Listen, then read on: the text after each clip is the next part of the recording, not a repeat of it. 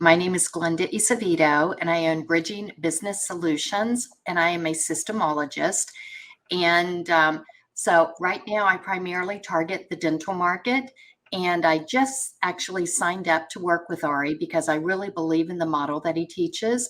But Ari, I would like to ask you a question today. Sure. And going back through some of my videos, which I have shared with you since we met last, I'd like to ask about the pricing piece. It's something that you and I talked about a little bit, and traditionally we move through the sales model, we get towards the end of it, and then we talk about pricing.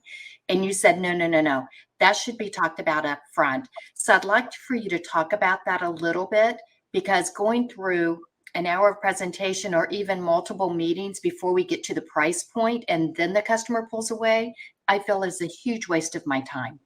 Absolutely. And what I meant by that comment, by bringing pricing up in the beginning, I didn't mean actually talking about how much you charge in the beginning. What I meant was addressing the value of your pricing from the beginning. And what that means specifically is when you're working with someone in an initial conversation like that, you really want to unpack their issue, which I think you do quite well.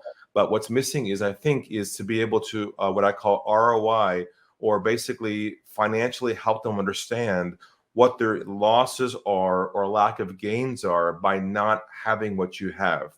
And that requires you to help them feel comfortable articulating with you what the impact is to their business by the problems that they have. And what that means is having them helping them define with you what their economic losses are. So in your case, for instance, they agree, yes, we need processes in our systems in our office. Our team's not getting along well. What you have to be asking questions around is, well, what is the impact to your business when your team cannot get along? You're looking for documents and you can't process new patients. What's the impact of the business?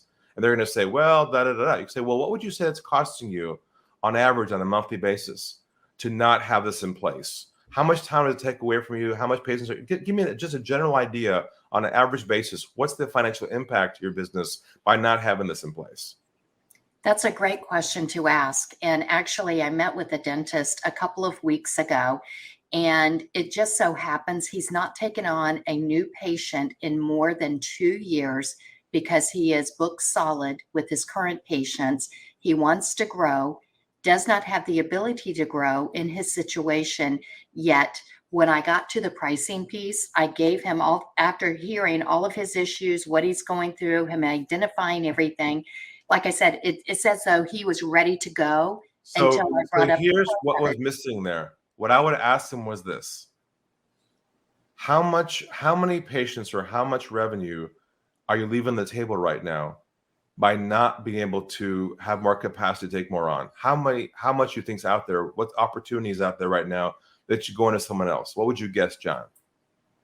That's a great question. See, now it forces him to not think and actually think about the losses. See, no one ever thinks about the losses.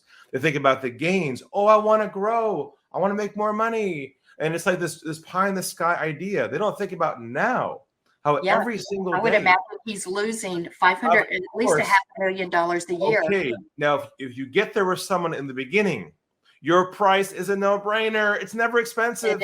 It is absolutely. So good to see you, Glenda. Thanks for coming on.